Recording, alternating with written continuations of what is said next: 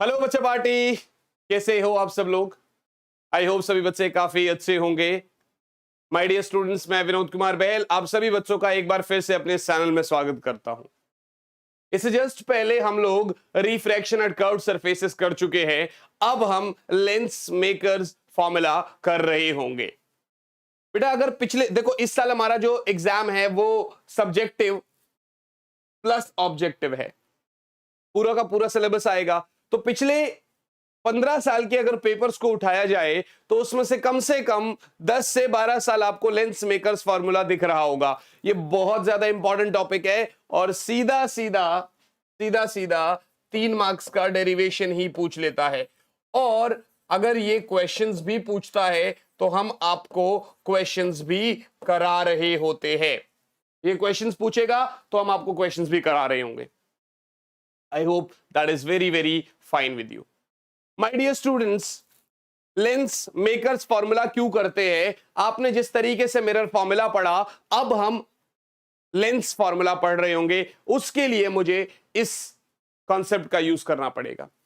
साथ ही साथ में अक्सर कभी कभार ये पूछ लेता है refractive index of that lens, तो वो भी हमें बताना पड़ता है, वो भी यहां से होगा। बहुत इंपॉर्टेंट टॉपिक है। पहले डेरिवेशन करेंगे 3 मार्क्स का, फिर कुछ 4-5 सवाल मैंने यहां पर लगाए हैं वो करेंगे और अपना लेक्चर खत्म हो जाएगा। तो अपना नोटबुक अपने साथ निकालिए। और हां, टाइम कम है, 2 चीज चल रही है। एक वन शॉट कर रहे हैं हम साइड बाय साइड और एक डिटेल लेक्चर्स कर रहे हैं। तो डिटेल आपने करना है, वन शॉट जो है वो भी अपलोड हो ही रहे टाइम बाय टाइम।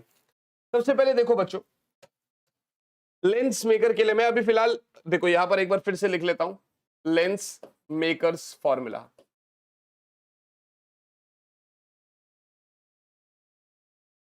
मैं फिलहाल यहां पर कॉन्वेक्स का केस ले रहा हूं, ठीक है ना। ध्यान से देखिएगा सर, मेरे पास एक कॉन्वेक्स लेंस है, मेरे पास एक कॉन्वेक्स लेंस है। आपने जब रिफ्रैक्शन एट कर्व्ड सरफेसेस पढ़ा तो उसमें यहां पर ऑब्जेक्ट है। फॉर एन एग्जांपल, ये रे ऑफ लाइट ऐसे जाएगी बेटा, सरफेसेस को नाम दे रहा हूं A B C and this is D, right. A B C and this is D. Ray of light आई ऐसे टकराई बेटा। हमें पता है कि सेंटर से सरफेस से कोई भी अगर लाइन जुड़ रही है तो वो नॉर्मल होती है। तो ये C1 मान लेता हूं। ध्यान देना, अगर तो ये वाला सरफेस नहीं होता तो जैसे हमने पढ़ा था ऐसे करके ऐसे निकल जाता, आप यहां पर कर देते, राइट। ठीक है ना बच्चों। तो आपका रे ऑफ लाइट अपना आपका रे ऑफ लाइट अपना कुछ इस तरीके से आ जाता, राइट बच्चा पार्टी। और दूसरी रे यहां से जाती सीधा नॉर्मल से, मतलब सीधा सेंटर से, तो वो स्ट्रेट चली जाती।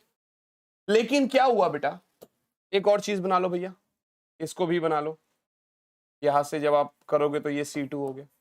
लेकिन अभी प्रॉब्लम पता है क्या, ये सरफेस बीच में आ गया, ये ADC सरफेस बीच में आ गया। जैसे आप बिल्कुल सीधा सीधा जा रहे हो, कोई आपको नहीं रोक रहा है, लेकिन बीच में कोई आ गया तो आप क्या हो गए, रुक जाओगे थोड़ा पहले ही, बाद में जहां पहुंचने वाले थोड़ा पहले रुक जाओगे। तो रेज आपकी जो है ना वो बेंड हो जाएगी और वो इधर आ गई मान लो, ठीक है ना। यहां पर फाइनल इमेज देखिए, पहले इमेज यहां पर बन रहा था अगर सरफेस ADC एब्सेंट था।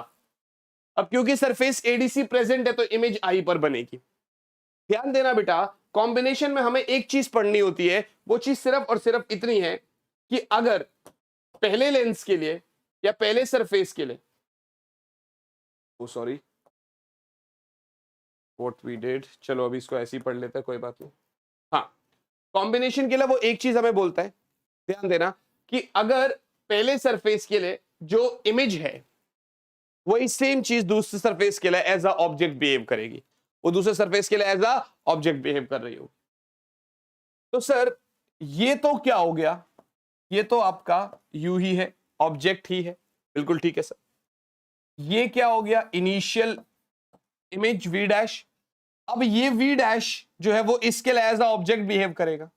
और ये क्या है भैया, ये क्या है, फाइनल इमेज V, ठीक है ना। ये C1 ये C2, तो इसका मतलब भैया ये आपका R1 और ये आपका R2। I hope this is clear. C1 C2 की बात कर रहा हूं। देखो आप लिख सकते हो if surface ADC is absent, if surface ADC is absent, rays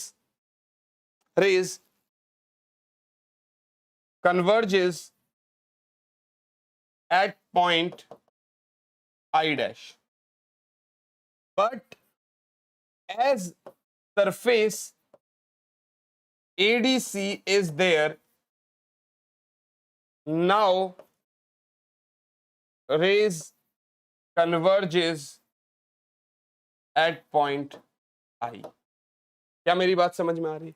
ADC absent होता तो इमेज आई डैश पर बनती, एडीसी है तो वो आई डैश इसके लिए ऑब्जेक्ट बिहेव करेगा और इमेज आई पर बनेगी। पहले आप कहां से कहा जा रहे हो बेटा? रेयरर से डेंसर में, फिर आप डेंसर से रेयरर में जाते हो। तो सबसे पहले आप यहां पर क्या लिख रहे होते हो बेटा कि sir for refraction at surface, for refraction at surface ABC, for refraction at surface ABC। बेटा क्या करते हो आप? रेयर टू डेंसर जा रहे हो, फॉर्मूला आपको पता है mu two by v, v यहां पर क्या है? V dash minus mu one by, अच्छा इसका म्यू वन है बेटा और इस वाले का रिफ्रैक्टिव इंडेक्स म्यू टू है, म्यू वन बाई यू बराबर बेटा mu two minus mu one by R one, right? क्योंकि ये इस वाले सरफेस के लिए तो R1 है रेडियस, ठीक है। अब क्या होगा जब एडीसी सरफेस पे रिफ्रैक्शन होगा तो आप डेंसर टू रेयर जा रहे हो, इसका मतलब sir for refraction at surface ADC, तब आपका म्यू टू की जगह म्यू वन हो जाएगा। Now v is what? Same v minus mu two by u की जगह अब क्या होगा? वी डैश बराबर mu one minus mu two by R two. I hope this is very clear. यहां तक मेरे हिसाब से आप सभी बच्चों को समझ में आ गया होगा मैं क्या बोलने की कोशिश कर रहा हूं। Please take a screenshot, please note down this, moving ahead, please note down this, moving ahead. अब अगर आप ध्यान से देखेंगे बच्चे, अब अगर आप ध्यान से देखेंगे तो मैं कहूंगा यार ऐड 1 and 2 बेटा।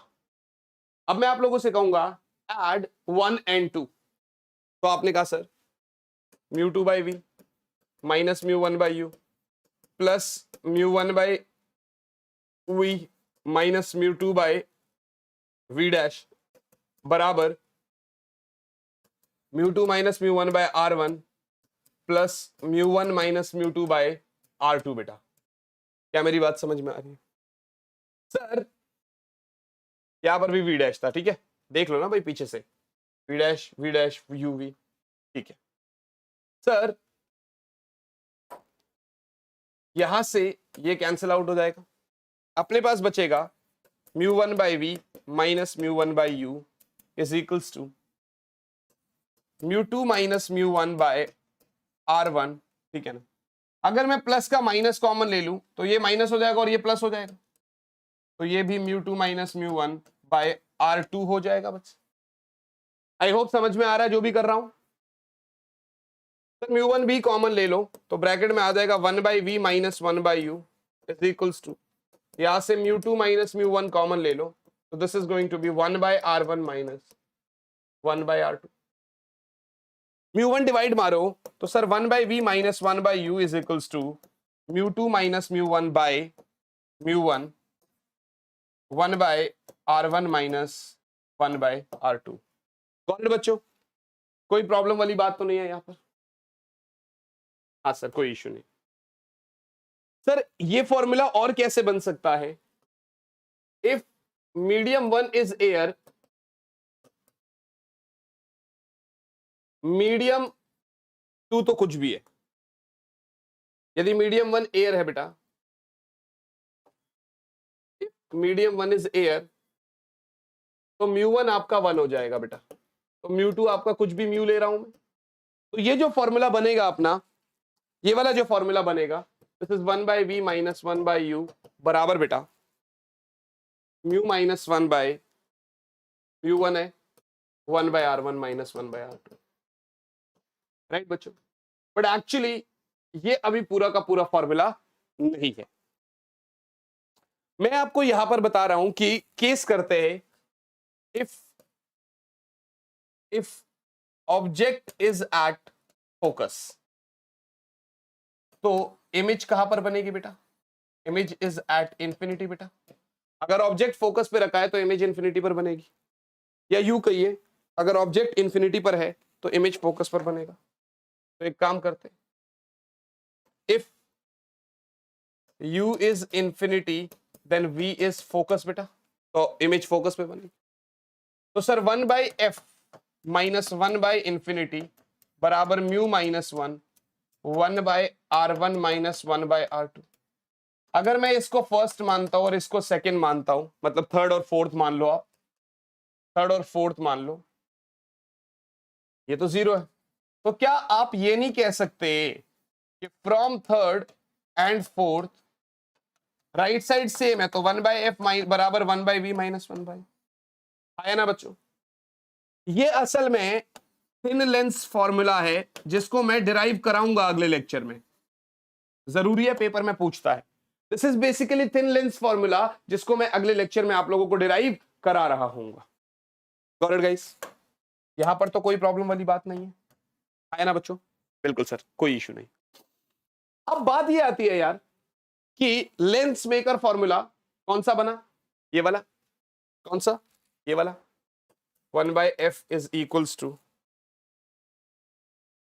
लेंस मेकर फॉर्मूला बना बेटा 1/f is equals to mu minus 1/r1 minus 1/r2। याद रखना बच्चे, ये जो फॉर्मूला है ना, इसके बिहाफ पे सारे के सारे क्वेश्चंस बन रहे होते। लेकिन एक और चीज आपको याद रखने वाली है यहां पर, वो ये कि अगर लेंस कॉनकेव दिया, कॉन्वेक्स दिया, क्या दिया, तो फिर उस तरीके से हमारे क्वेश्चंस की भी वेरिएशन होती है। सपोज करो बेटा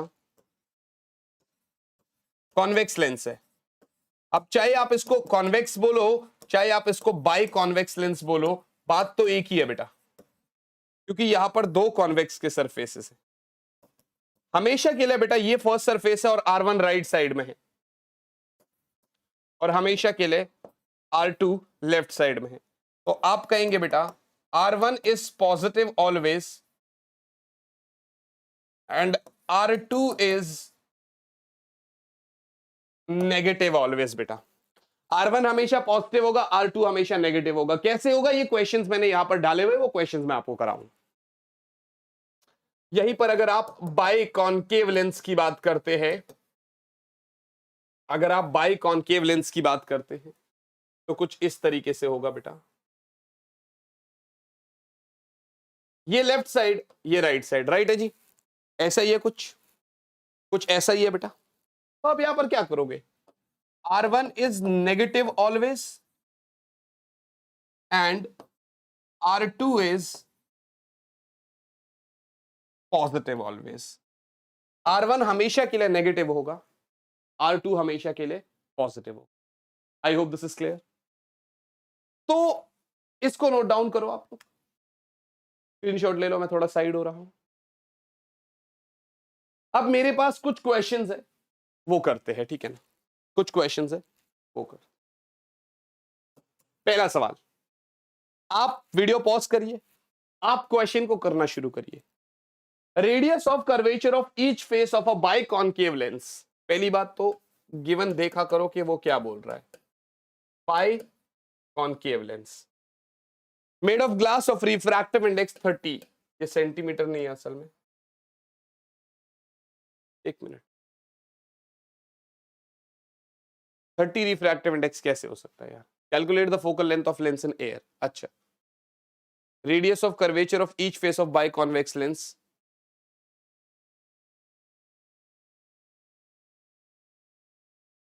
ये क्वेश्चन थोड़ा सा खराब सा हो गया।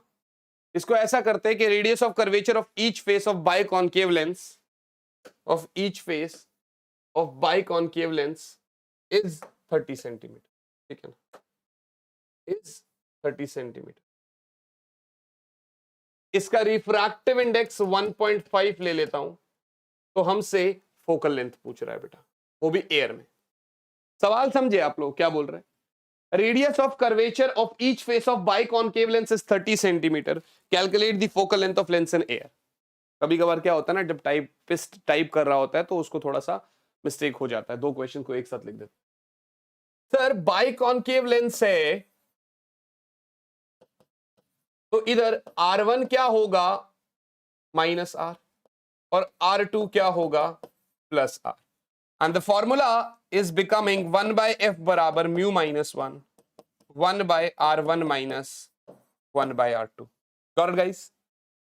So now 1/f is equals to 1.5 minus 1, 1/-R मतलब -30, -1/30 बेटा।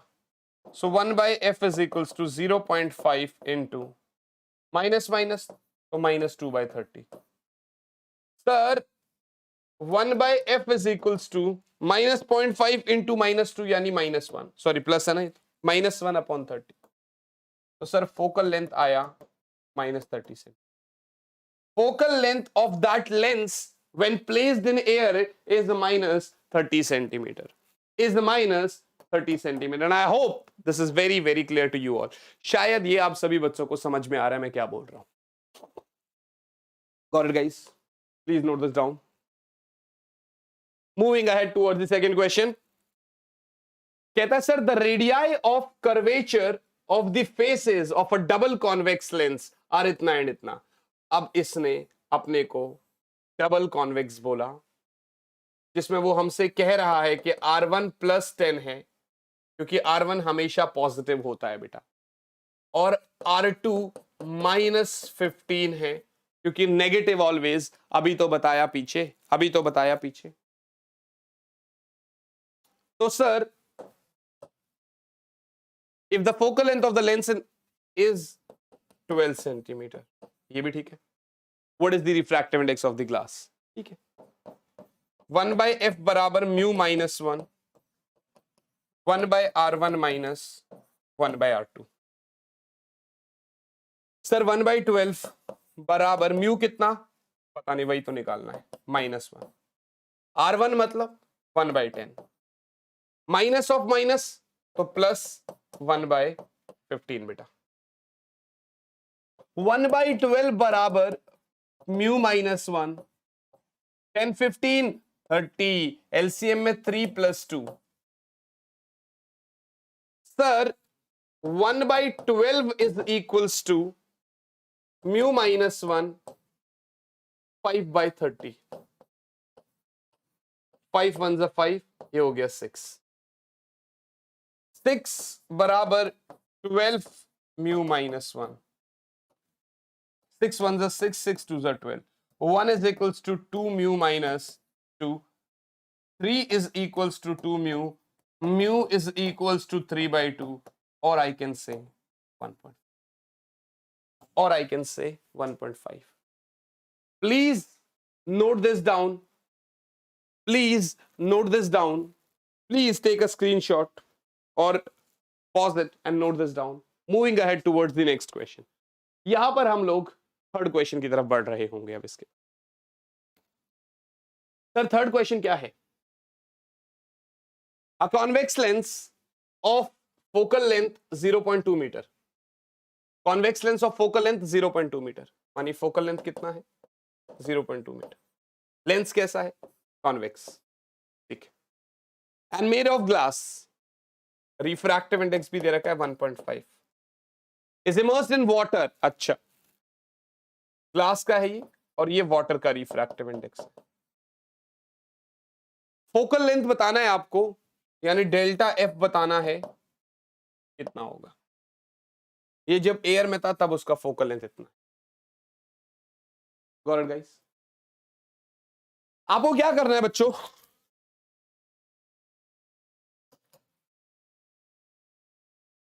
पहले तो आप इसको एयर के हिसाब से ले लेंगे, राइट? तो 1 by focal length in air is equals to mu minus 1 1 by R1 minus 1 by R2, यानी 1 बाय 0.2, ठीक है ना, 1 बाय 0.2 ये ऊपर जाएगा, बराबर mu minus 1 1 by R1 minus 1 by R2। 2 से गया 5, ठीक है ना, म्यू कितना है 1.5, तो सर 5 बराबर 5 is equals to 1.5 minus 1 into 1 by R1 minus 1 by R2।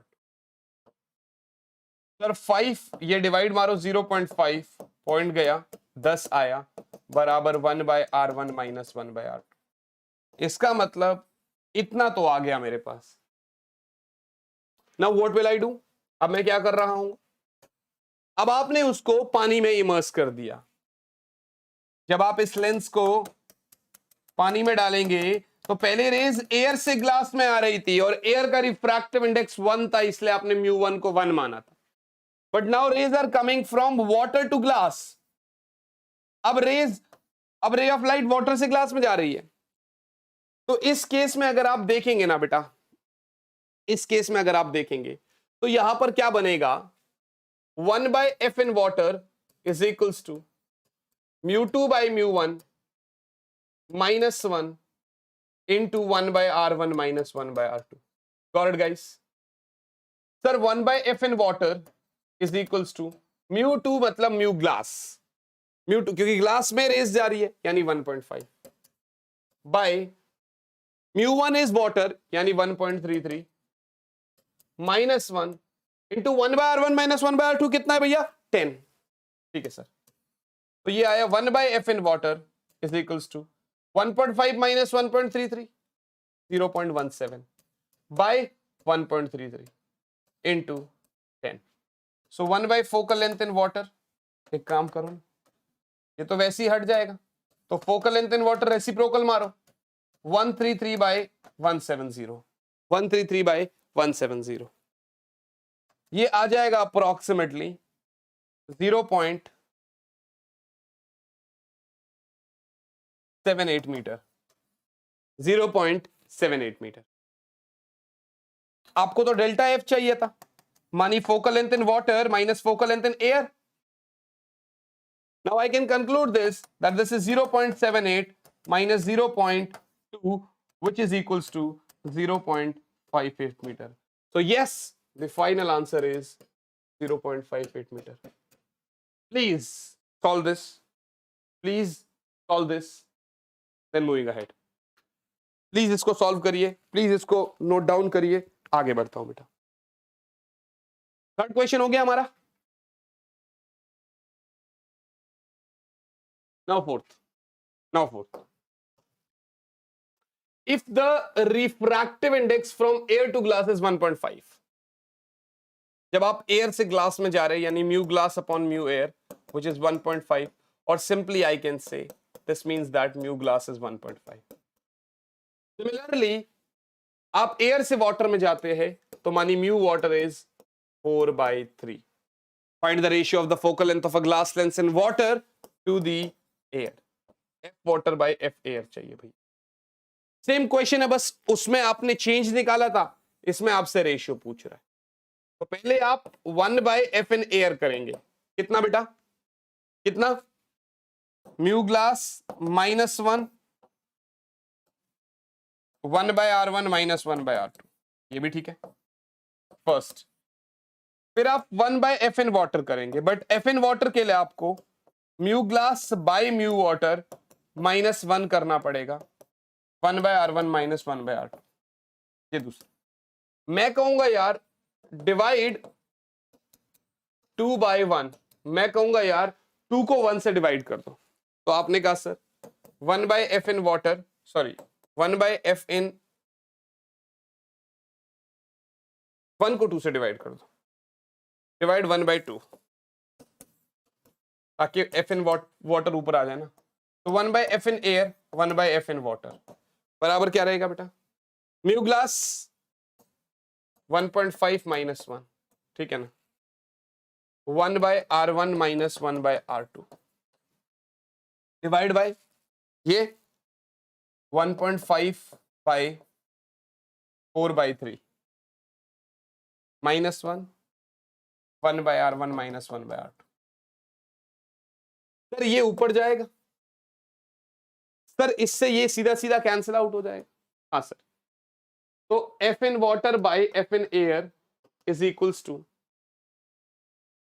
1.5 minus 1 divided by ये क्या होगा, 3 ऊपर जाएगा, तो this is going to be 4.5 by 4 minus 1, और I can say F in water by F in air is 0.5 by 4.5 minus 4, 0.5 by 4, 4 ऊपर जाएगा, ठीक है।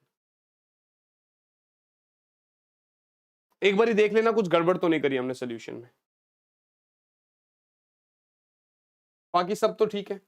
1.5 माइनस 1, ठीक है ना। एक काम करो ना, इसको ऐसा मत सॉल्व करो ना, इसको सीधा सीधा फाइनल बस अब सॉल्व कर देते। तो आपका ये तो हो गया focal length in water by focal length in air is equals to बेटा, ठीक है, इज इक्वल्स टू, इसको मैं 1.33 मान लू, 4/3 को मैं 1.33 मान लो सीधा सीधा, या एक काम करो ना, इसको 3/2 मान लो, बात ही खत्म हो गई।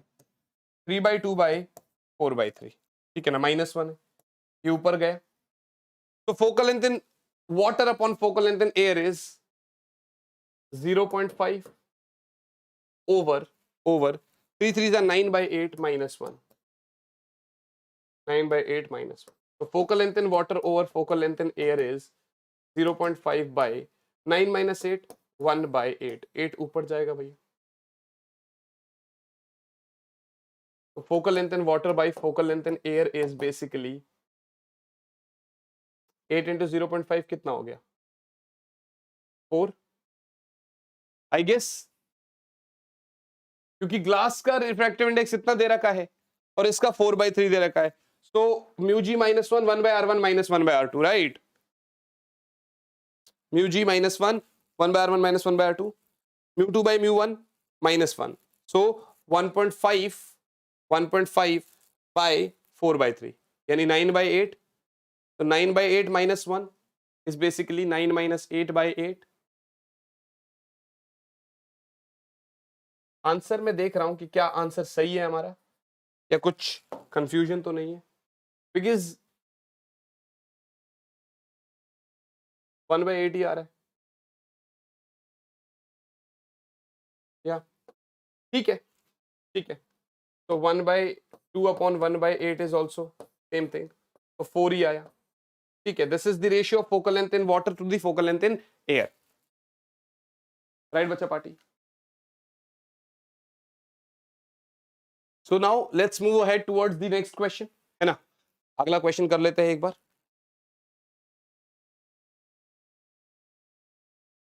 A double convex lens has a focal length 25 centimeter in air, एक डबल कॉन्वेक्स लेंस है जिसका फोकल लेंथ एयर में 25 सेंटीमीटर, ठीक है। When it is dipped into a liquid of refractive index, liquid का 4/3, बट ऑब्वियसली वाटर का ही है, but चलो इसने लिक्विड बोला, ठीक है। Its focal length is increased to 100 centimeter. Now in that liquid is 100 centimeter. Increased by नहीं बोला है बेटा, increased by बोला होता तो हम प्लस कर देते, increased to बोला है तो मतलब ऐसा हो गया। Find the refractive index of the lens material. Find the refractive index of the lens material बेटा, लेंस का, एक मिनट, अच्छा लिक्विड का है, लेंस का रिफ्रैक्टिव इंडेक्स बताना है, लेंस का रिफ्रैक्टिव इंडेक्स बताना है। पहले तो आप ये चीज देखो कि जब ये एयर में था तो 1/f in air is mu glass minus 1 1/r1 minus 1/r2, focal length in air is 1/25, ये म्यू ग्लास है वही lens, minus 1 1/r1 minus 1/r2, ये भी ठीक है फर्स्ट। नाउ सेकंड में जब वो उस लिक्विड में था बेटा तो फोकल लेंथ इतना हो जाएगा, और उसमें आपका mu glass upon mu liquid कितना है, mu liquid -1 into 1/r1 - 1/r2।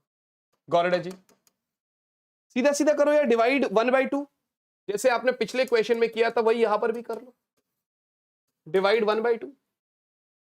So you will be like 1/25 upon 1/100 is equals to mu g minus 1/r1 minus 1/r2, or I can say divide by mu g by mu l minus 1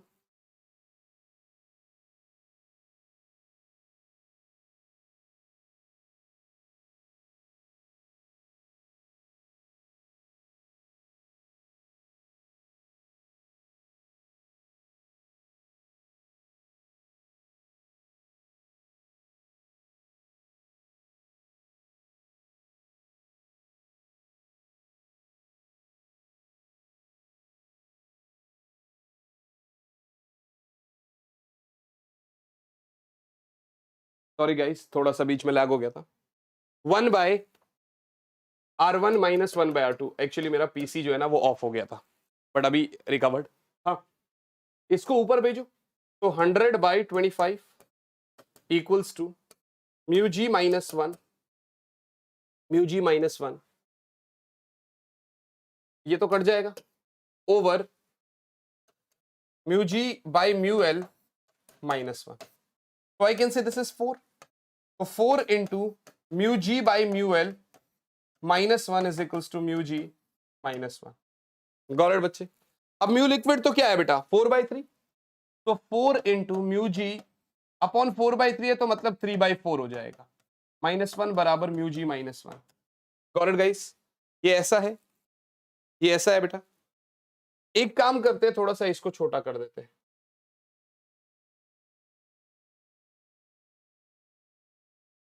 अब अगर आप देखोगे तो यहां पर क्या हो जाएगा 4 into 3 mu g -4 divide by 4 is equals to mu g -1।